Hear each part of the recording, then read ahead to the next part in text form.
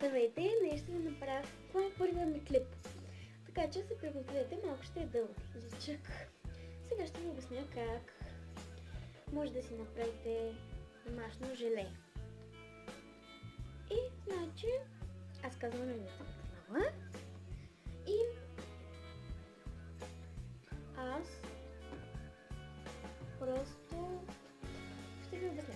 Да, това ми е първият клип. Значи, първо взимате една чаша, напълнявате с вода и сипвате брашно в нея. Една лъжица брашно. После олио слагате, малко олио и малко оцет.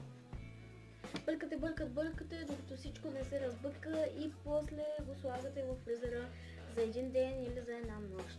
После го изкарвате и оставяте го да се измрази и е готово. Да.